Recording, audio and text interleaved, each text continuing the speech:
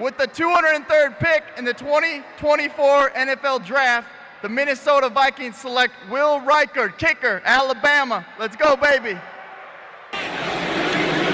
Will Reichert's made 16 in a row, but this one's from 51. His career long is 52. He got plenty of it, and the streak is still alive. Will Reichert bombs one from 51. Very reliable long-distance kicker. Certainly has the leg for this. Gets it up. My goodness. Hammers it through from 51.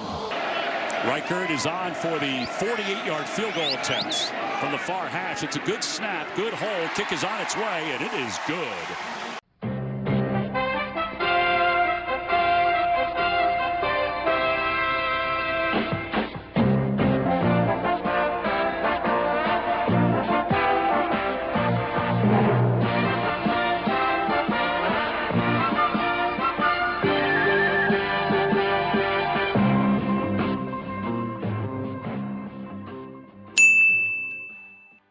Everybody, he's Forrest. She's not on screen, but she's Jenny. He's Lieutenant Dan. And I'm Bubba. This ain't Forrest Gump, but you know what it is. It's Vikings Report with Drew, Chris, and Ted. Gentlemen, it's episode 136. How are you? Congratulations. How do you feel? I gotta pee. I believe he said he had to go pee. We are doing outstanding. As always, getting together to talk about our beloved Minnesota Vikings and all the hell they put us through. But they haven't done that since like January, so I think we're okay. Brewster? Ted, I'm sorry I started a fight in the middle of your Black Panther party. Sorry I had a fight in the middle of your Black Panther party.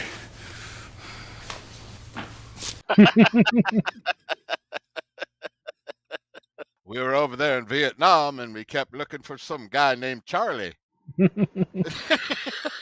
I just can't wait for training camp to start in Eagan, Minnesota. You should go home to Greenbow, Alabama. Yeah. No doubt, when he yelled at that dude. What a great movie. You guys like that movie? One of my all-time favorites, yeah. It almost makes me sad to compare Ruby to Jenny at this point, because Jenny is one of the greatest villains in modern cinematic history. Explain. Okay, so Forrest obviously has a crush on this poor girl for like his entire life. Will you marry me?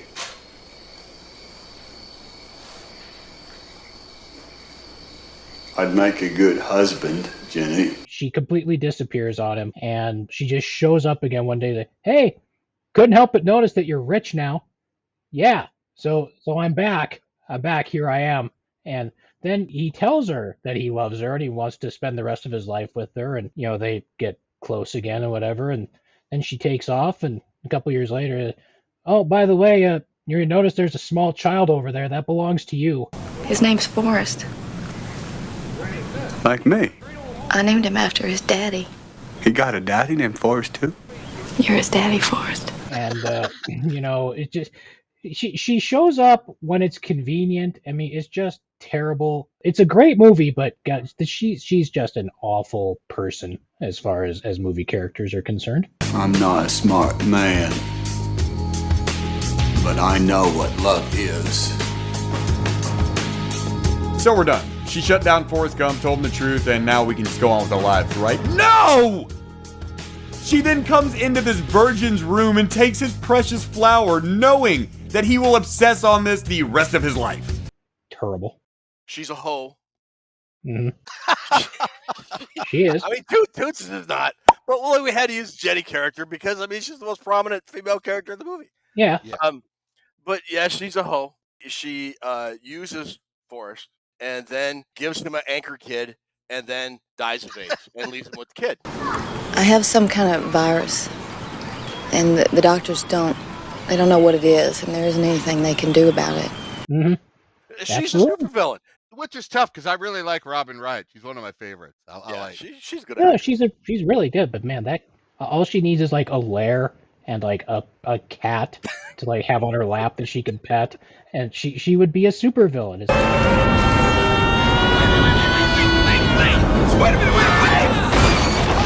It's a really great movie. It's been a while since I've seen it, but it's an unforgettable movie. A lot of cool cuts with the president, the way they did the standing with the president and all that. I like how they did those effects. Wasn't that the first movie where they did like the very first like CGI stuff with him talking with Lyndon Johnson, and then it was one of the first ones, yeah. Also the first one where a junkie was going to jump off a hotel window to the song Freebird.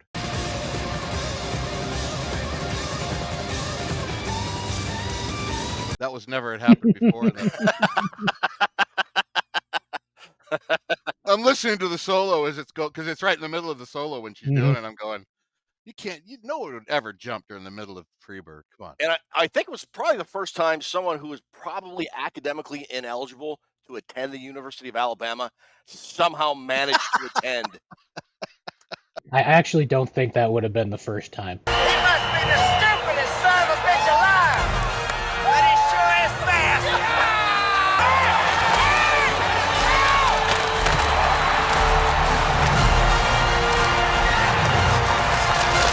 All right, Bunny, I told you last week I was done with your Dahmer went to Ohio State t-shirt. I told you I was done with it. If you'll notice over my right shoulder, I have matched you t-shirt for t-shirt. You get it out of your system now. You've had your fun.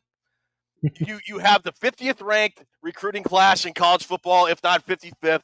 Your college recruiting class is now ranked by Rotten Tomatoes instead of stars. Your coach is now in the NFL. Your cheating scandal is the only reason you won. It's over. My mom always said, you got to put the past behind you before you can move on. It's over. Ohio State is back. Pal, I'm done. I'm done with all your Michigan bullshit.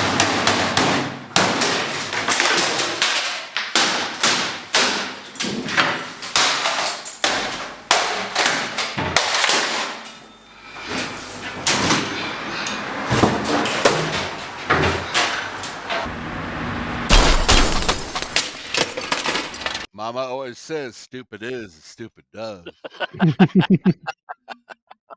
Come on, Ted. So anyways. I have a lot more to get out of my system. This is going to be a great season. I'm not worried about Ohio State anymore. I'm not. Better be. Better be. All right. Enough about that, though. So, hey, look, Toots is out there somewhere. Hi, how are you? If you can pop in and say hi, please do it.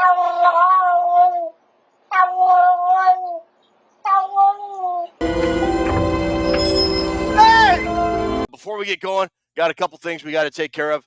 As always, if you would, please stop in over to Purple Pain Forums. That's purplepainforums.com. Get an account, start commenting. Great community, great Vikings fans. It is not your typical social media outlet where you just want to pull your hair out and just go, what am I reading? Why am I interacting with morons like you typically do? Dear God, make me a bird so I can fly far, far, far away from here. Also, you want to head over to the Daily Norseman. That's dailynorseman.com. SB Nation's home for Minnesota Vikings news and content, run by our very own Christopher Gates, the founder, lead blogger. And he's been doing this, since 2006, Chris? Is when you started 2006. That up? Any intention of handing the keys over to somebody else anytime soon? No, not until I get bored. I mean, whenever that. If I haven't gotten bored by now, I don't know when or if it's actually going to happen. But I still enjoy doing it, and I get to do this show. Chris asked me to write for him in 2009. I did it till like 2021, and I got bored. I don't know how you do it, man. That's off. Keep doing what you're doing, brother. So anyway, that's dailynorseman.com. For our show here at Vikings Report, we're going to continue our Nobody Cares About Your Fantasy Team contest this year. We tweaked it a little bit. I think it's going to make it more fun and exciting. We'll make those announcements later on. And we also have Chris, he's going to be participating this year. And if you've watched our live draft show, you may have noticed that Chris pretty much takes us to the dry cleaners the times, when we make these picks. So I balance that out by being relatively terrible at fantasy football. So I'm not just going to walk away with this. I don't think so. Okay. Toots has won 11 weeks last year? Yeah, it was like the Harlem Globetrotters playing the Washington Generals. It was terrible. Hey, man. Good morning, buddy. Happy Tuesday. What's up? Oh, nothing, not much. Just want to let you know that. One more shout out for Forrest Gump. Yeah. What about the job that Gary Sinise did in that movie? That dude was awesome. He played a bitter post-war veteran better than any bitter post-war veteran could ever be. It's time for a showdown! You and me! I'm right here! Come and get me! They gave you, an imbecile, a moron who goes on television and makes a fool out of himself in front of the whole damn country, the Congressional Medal of Honor. He nailed it. He absolutely nailed it. Want some ice cream, Lieutenant Dan? Lieutenant Dan. Ice cream. Lieutenant Dan, you ain't got no legs. But Lieutenant Dan, you have no legs. I know that. And we're going to take some time off in July. I need a vacation. For sleep.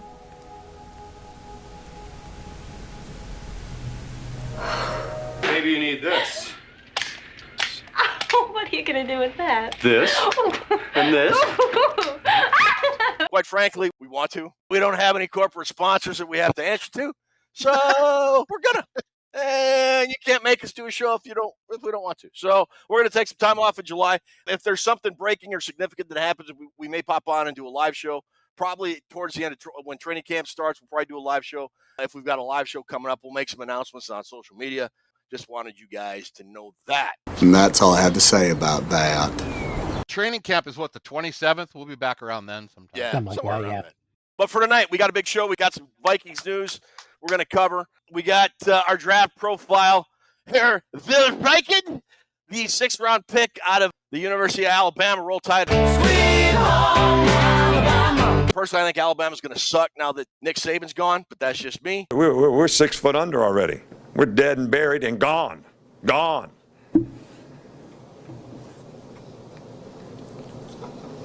And then next week, we will finish up our draft profiles with our last 2 picks, Michael Juergens and Levi Drake Rodriguez. I love that kid. I hope he makes the team. No trivia tonight. I got a little bit of trivia for you. Oh, you going to hit that now, or when are we going to do it? Yeah, let's do it now. Talking about past Bama player. We're doing a Bama player tonight, Mr. Will Reichard. We have 8 players that were drafted by the Minnesota Vikings over the years. I picked 5. I'm going to give you the draft pick, number, and the year. First one, 2019, 2nd round. Why do I not know this immediately? This is the easiest one out of all of them. Oh, yeah, that's encouraging. What position? Tight end. Oh, Irv Smith Jr. 2015 tackle, 7th round. Oh, yeah, I don't know. Austin Shepard. Why the hell do I know that and not? Turn that Google off now. I did turn off the Googles. Roll damn Tide. Sweet home Alabama. Roll damn Tide. You have the Google off. The Googles are off. 1997 1st rounder. What position? Dwayne Rudd. Yes! Oh, nice. Ding, ding, ding, ding, ding. Christopher Gates. And let's not forget, I would be remiss not to mention the great Stalin Kolene that was drafted in that. We don't want to forget him. Is there anybody in the history of the NFL who had a better post-tackle celebration 25 yards down the field than Dwayne Rudd? I say no. Absolutely not. No. I say no. Green takes the snap. Green steps up. Under some heat. He got rid of it. John Tate is running with the football. We got to find that footage. All right, you got them all so far. I got 2 more. 1994. We had 2 picks that year in the 2nd round, and this was one of the picks. Was that David Palmer? Yes! Nice job, Chris. Google is off. He's on fire. I'm glad I got David Palmer because I have no idea who the hell the other one would have been. David Palmer, the same draft. We got Stussy, Andrew Jordan, and Pete Bursich in the same draft. That was a pretty good draft. 1987 6th rounder, wide receiver. I'll give you the position on that one. Ooh. Marty McDowell? Only played in 4 games. That's a good guess. That's a great guess. Eric Gullifer didn't go to Alabama, did he? No, he didn't go to Alabama. No, and Gulliford made that catch. If it was, Yeah, the he one was like the Jim McMahon yeah, catch. it was Yeah. 94, 95 or whatever it was. So I couldn't After Terrell Buckley told him that McMahon couldn't throw it that far. That's one of the I got great nothing. moments ever. Yeah, I got nothing for that one, man. The great Greg Richardson. Yeah, no. We could have been here till next week, and I wouldn't have gotten that one. I don't think. Excellent job. 4 out of 5. I have to bring some trivia because Tootses didn't have any tonight. Great job, that's Ty. okay. All righty. All right. Before we get going, buddy, pal, old friend, time is it? Ted? Chris? I'm cooler than you are. So why don't you fix your little problems? Give me a big old plate of Bubba Gump shrimp and light this candle. He's right. Life is like a box of chocolates. So why don't you light this candle? He surely is. Have me about 15 Dr. Peppers. And light this candle. Yes, resume the countdown. All right, I'm cooler than you are. Why don't you fix your little problems and light this candle? He's right. Let's light this candle. He surely is. Light the candle. Yes. Resume the countdown.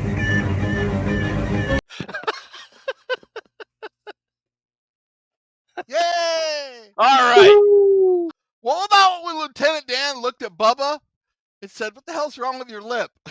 He said something about, "You better watch that thing. It didn't get caught on a tripwire." Forrest, I think something jumped up and bit me. All right. Not a whole lot of Vikings news. The one thing, though, they did sign United Football League standout Jalen Redmond, who late was a defensive tackle for the Arlington Renegades. Oh, the great Arlington Renegades. Yeah, and I don't know if you guys know this, but the great rock band Styx wrote the song Renegade for Jalen Redmond. I don't know if you knew that or not. I did not know that. Yeah, That did. That is impressive. They did. Good knowledge. I don't know a whole lot about Jalen Redmond. All I know is what I looked up on the internet, so it must be true. He only played in 4 out of 10 games for Arlington. He had 18 tackles, 5 tackles for losses, and 4.5 sacks. That made him tied for 11th in the UFL for sacks, which I think is pretty good for only playing 4 games. What was that again? 4 games? What was it? 18? 4 out of 10 games. He had 18 tackles, 5 tackles for losses, and 4.5 sacks.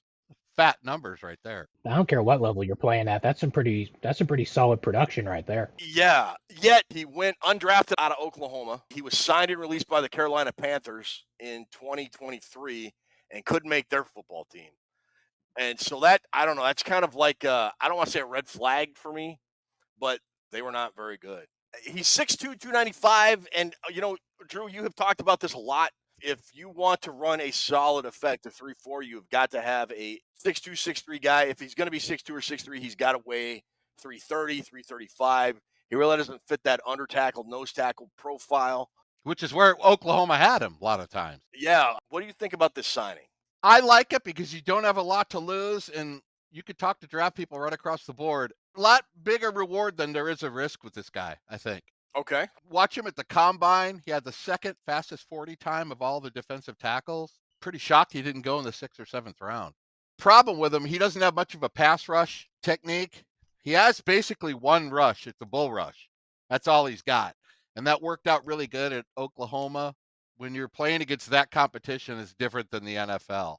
I mean, you got to be able to split gaps and do some things. And first off, get him out of the nose tackle. I think the Vikings might see an athletic guy they could put on the outside or something, or, put it as a defensive end or something. I don't think he should be playing in the inside. And that might have been where Carolina had him and cut him. But I think it's a long shot. But look at the numbers he put up over there. I know it's UFL and everything, but you take chances on guys like this, and some of them that do slip through the cracks end up being really good depth players. So that's what I'm hoping on. But you don't see many guys that are 5-star players going through high school and college that don't get drafted. It's pretty rare. His senior year, I had his senior year numbers: 97 tackles, 34 tackles for loss, and 20 sacks. I mean, that guy was a force. Everybody wanted him. Every school wanted him. He wanted to stay local and play there in Oklahoma. But I think the competition has stepped up in the NFL, and I don't know really what his deal is. But I think the Vikings might see something in him where they could spot him at certain areas or certain positions, but I mean, why not? Why not take a chance on this guy? I mean, the numbers you read for 4 games, like Chris said, no matter what the competition, those are some fat numbers. When Tom Johnson was Yes. playing one of the backup spots, I mean, that dude had been to everywhere. He had been to like NFL Europe. He had been to wherever the hell else, and he came in. He provided some pretty solid snaps for the Vikings for quite a few seasons as an interior guy. But like Drew said, there's no risk here. I mean, you cut. I think they let go of a wide receiver that wasn't going to make the team anyway, and you get a guy that could potentially help you at a position of need. And if he doesn't, maybe you bring him back to the practice squad, let him develop a little more. But there's no downside to a signing like this one when you're getting ready to start training camp. So, the Vikings, we've said the defensive line is still a little bit of a worry, and maybe maybe they get lucky and this alleviates that a little bit. Carolina, Ted, they could have had him out of position. They could have not been coaching him right. There's probably a couple fundamental things you could do with him different. I mean, there's a lot to be said of why he didn't work out there, but, it's Carolina. I didn't do any research. Here's Tony Pauline from Pro Football Network. He wrote, still remains some questions with Redmond. Based on his body size, Redmond's a bit of a tweener. Positionally, they're going to have to move him around to figure out where he fits. Turned 24 in March, so that'll be, you got to figure it out pretty soon with this guy. Ton of untapped potential. If you can get him fired up again and get him back to his form in Oklahoma, then he's going to be a great help for your team. So we'll see. I did notice he had a little bit of an injury history at Oklahoma, too. I don't think he played a full season there. That could have been something that scared teams away as well. Chris, you mentioned the wide receiver that was released. It was Devron Harper, an undrafted free agent out of Mercer. I had him in the running for WR 12 or 13. I don't know how that's going to affect the down roster competition, when training camp starts now. I don't know. But yeah, I don't think Harper was anywhere close to making the roster. So yeah, very low risk move by the Vikings for both, the Redmond signing and the Harper release, in my opinion. So, and I would expect maybe a couple more moves like this between now and training camp. I mean, the UFL season is over with. There's probably a couple guys, there's scouts probably looking at film of the past UFL season. There's probably guys they're going to bring in for workouts. And I would imagine a couple moves like this that will happen between now and the beginning of training camp. The Vikings have got to find an answer along the defensive line, especially the interior defensive line. They need bodies and they need depth. Low risk, high reward possibility with it. So yeah, if they move them to the outside or move them around, Brian Flores is a great coach and knows where to put guys to maximize their potential and ability. So yeah, I'm all for it. Why not? I'm glad they're addressing all these spots. Yeah, I am too. And the running back position. Yeah, as long as Aaron Jones can stay healthy, I think it's going to be a huge upgrade. KOC had a bit of loyalty to him after he spent all those years backing up Dalvin Cook and wanted to give him the opportunity, but after a while it became obvious that they needed to go somewhere else. And eventually they gave Ty Chandler some more snaps, but kind of too little too late for the run game last year. All right. Anything else we want to talk about there? You got any questions for the floor, Drewster? Sally Field really liked his education, though. She really went all out. I want to say there was one funny thing that I came across on ESPN today. They were talking about some of the prohibited activities that players get into during the off season and how they got to go through their teams to get permission and whatnot. And they went back to Kevin O'Connell's playing career when he was with the Jets. And apparently he wanted the Jets to sign off on something that was on the prohibited activities list, would have prevented him from dancing at his own wedding reception. He was trying to get sign off as him to have the Jets say, no, he can't dance at his wedding reception because it's too risky. He might get injured. And the Jets basically said, get out there on the dance floor and, do your thing and don't piss off your wife, basically. But yeah, they have all these things like, yeah, people got to get permission to go like snowboarding or skydiving or whatever. And Kevin O'Connell apparently wanted the Jets to say that he couldn't dance at his wedding reception because the risk of injury was too great. He wanted top cover from the Jets so he wouldn't have to go out and dance. Yeah, he wouldn't have to go out and dance, yeah. Oh, that's weak, man. That's weak. He made it through his wedding reception without getting injured. Yeah, without getting injured. So it worked out okay, I guess. But the Jets basically said, nah, dude, get out there. Your wife wants you out there, whatever. But I just thought that was kind of funny. You guys dance a lot at your weddings? You guys dance floor? No, I'm the town elders from Footloose. Basically, there will be no dancing here. ever for me. Man, that's a great reference. That is a solid restaurant quality reference right there. Did you dance at your wedding, Drew? No, we sack dance. We had a lot of that going on. We couldn't afford a band or a DJ. That's how poor we were. We have danced at every wedding we have gone to since. It just unfortunately. So if you could go back to that day and hire a band, who would you have hired? We'd probably get a DJ. I think a DJ is way better than a band. Every wedding I've been to with a DJ versus a band, the DJ has been way better. Yeah, absolutely agree. All right, so that's it for Vikings news for this week. This week, our draft profile turns to kicker Will Reichard from Roll Damn Tide, the University of Alabama, 6th-round pick, 203 overall. Gentlemen, do you know how many times the Minnesota Vikings have picked a kicker in their history in the draft? Twice. Like 80. I don't know. Like 7 or 8 times, believe it or not. I was looking at it today. I mean, they picked Daniel Carlson in 2018, and Mike Zimmer psychologically ruined him. And they picked Blair Walsh, and he had, like, everybody thinks Blair Walsh sucks. No, he was great until he got so damn far into his own head after the Seahawks game. Blair Walsh had the 5th best rookie season in the history of the NFL. He hit 10 field goals from over 50 yards that year. Was it an NFL rookie record, or was it an NFL record for most consecutive field goals? It might have been both. Yeah. He kicked the 3rd most field goals of any rookie ever. He had number 3 on that. He kicked 35 out of 38, 36 for 36 in extra points, and had 141 points on the year. Kicker is a weird thing, man. It's more of the brain than it is the fundamentals. But the 2 best kicker names the Vikings ever picked, I think they were in back-to-back years in the 70s. There might have been one guy in between them, but I think in 3 years in a row in the 70s, they picked a guy with the last name of Wood and then a guy with the last name of Beaver. And if I'm lying, I'm dying. Go look it up, folks.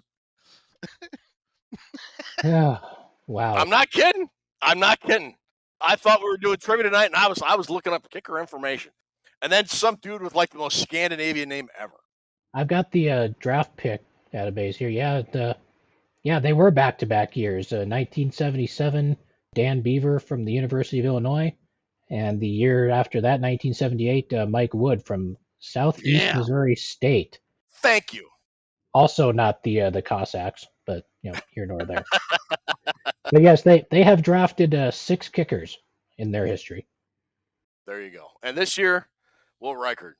So what are your thoughts on drafting a kicker philosophy overall, Chris? Are you for it or are you against it, as they say down south?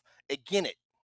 I've got no issue with it. I mean, if you think the guy is high enough quality where you can, have him be a long-term solution at the position, go ahead and spend a draft pick on him. Now, don't pull a Daniel Carlson and after 2 games, or it wasn't even 2 games. It was only 1 game, wasn't it?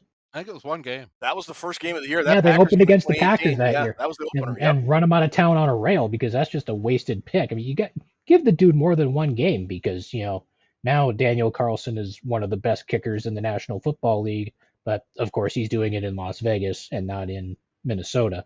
But, it's just like any other position. If you have a guy that you think can be a long-term solution at a spot, go ahead and grab him. I mean, you're not going to pull a Sebastian Janikowski and draft a dude in the 1st round to be your kicker or anything like that. But, day 3 picks, if you can get a guy on day 3 that's going to solve one of your positions for the next, 7, 8, 10 years or so, go ahead and grab him, because what else are you going to do with another 3rd day pick?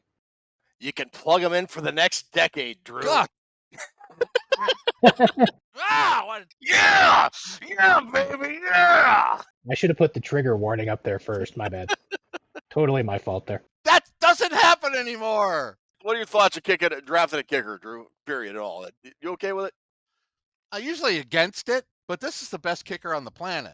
You can watch a lot of Alabama games because they're the game that's on after Michigan, and you're laying on the couch eating nachos and you're half buzzed. You go out and watch a game. It's always Alabama, right?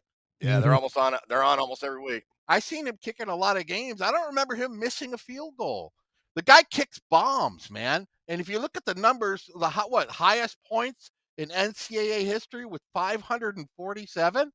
84 field goals. You look down the line, his 50 yards. I don't have any problem with it. I hear he's booming them right now, especially for a Viking fan. People say kicker don't matter. I mean, you can't say that to Viking fans. We know better than every other team. Kickers matter. Well, if you look in the 6th round, if you look at the draft recap or whatever, that kind of started a kicker run. I think 4 or 5 kickers, Chris, I don't know if you still have the draft database up. Either Kevin O'Connell or Kwesi Adolfo-Mensah half jokingly said with the Reichard pick, it started a kicker run because there were 4 or 5 dudes that were selected, I think, in the 6th round, not too long after the Vikings picked Reichard. So yeah, the Vikings took Reichard at 203 overall. Then at 209, the Rams took Joshua Carty from Stanford. 212, the Jaguars took Cam Little from Arkansas. And no, those were the only 3 kickers that were drafted, just those 3 guys. But they were all within a group of about 10 picks of each other. He wasn't necessarily wrong. It was kind of a little bit of a mini run. But yeah, Reichard, I don't hate the pick there. I really don't. And there's so-called Twitter draft extras. Oh my God, you could have gotten blah, blah, blah, blah, so and so. Yeah, shut up.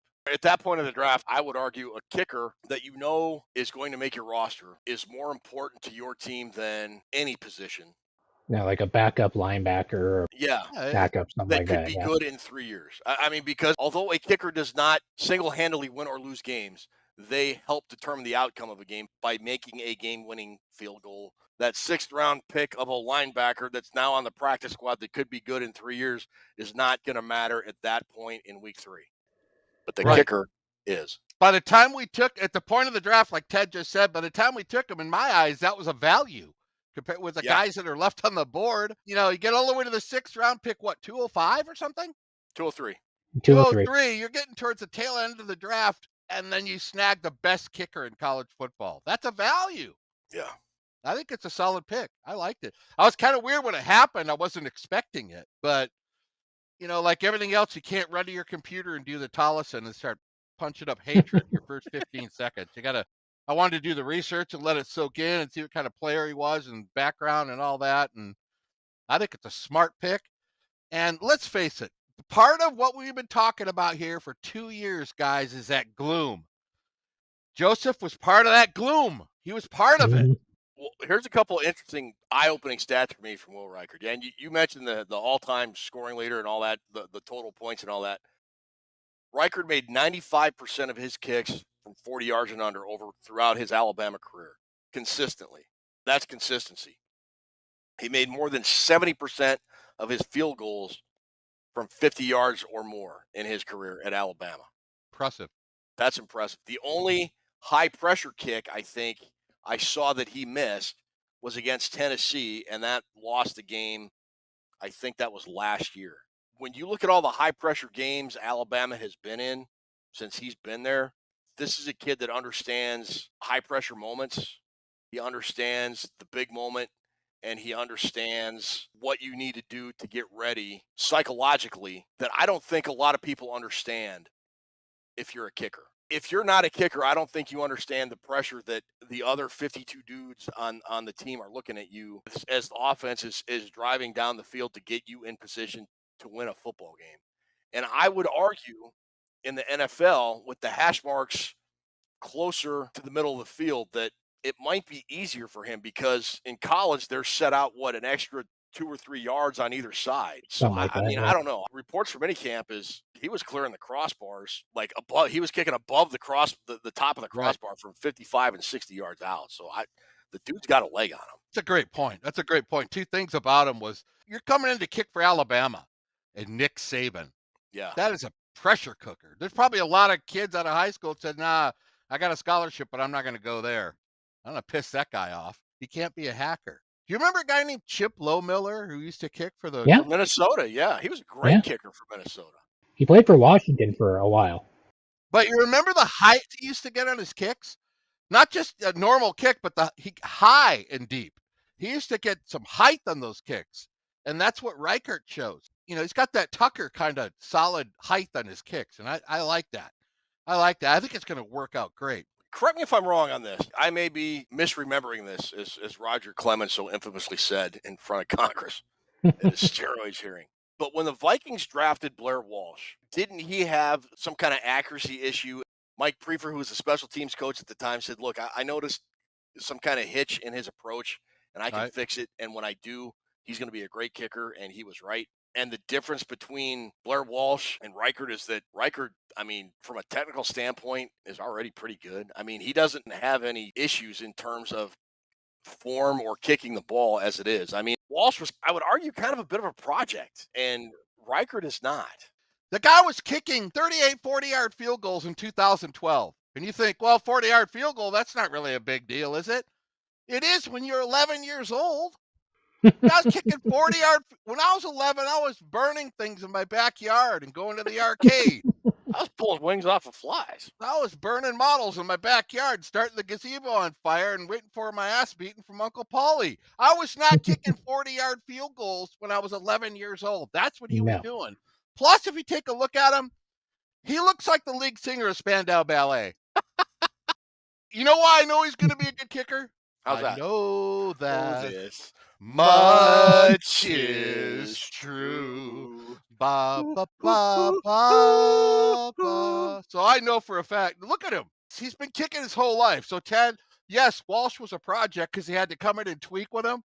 Reichert, you leave him alone. He knows what he's doing already. He knows about kicking a football. I have a question for you guys compared to Joseph last year. I want you to give me a yes or a no on this, okay?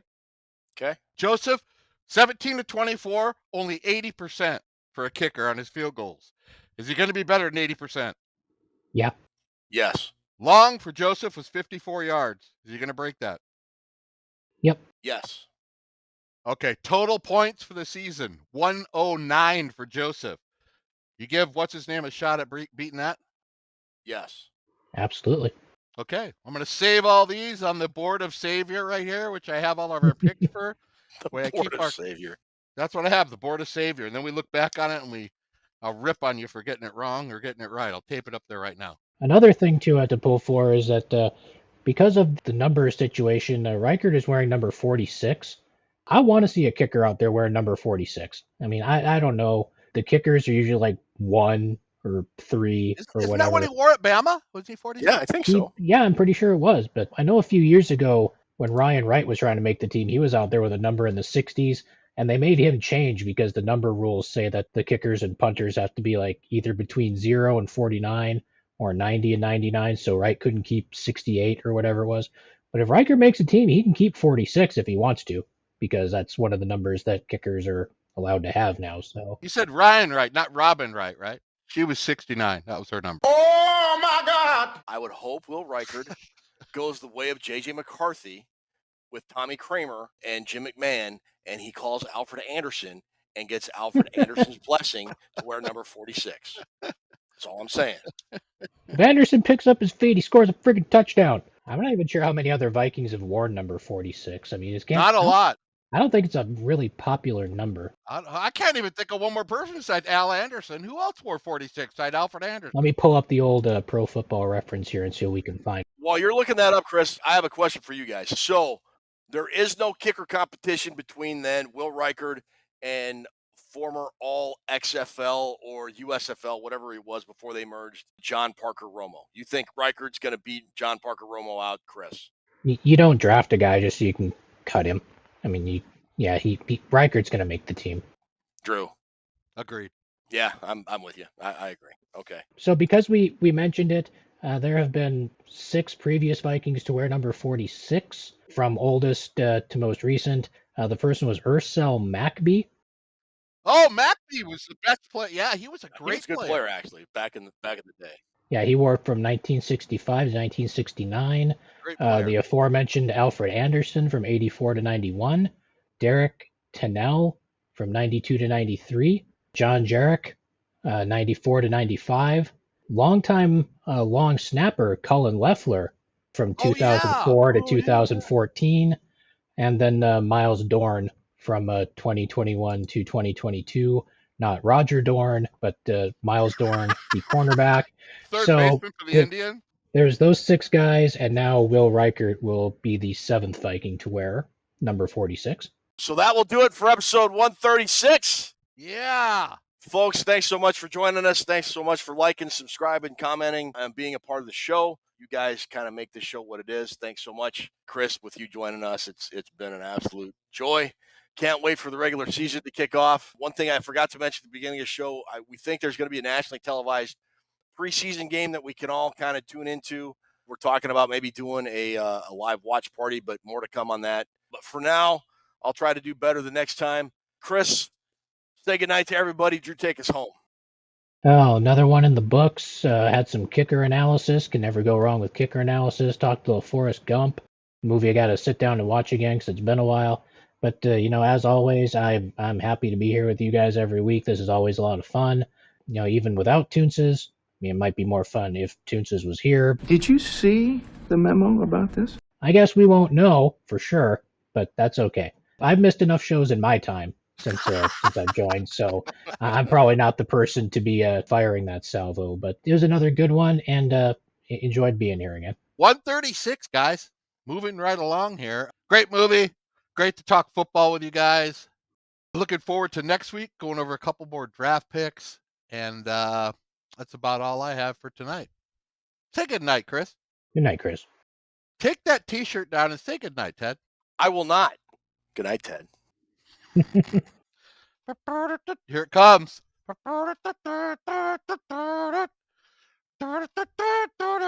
Chocolate.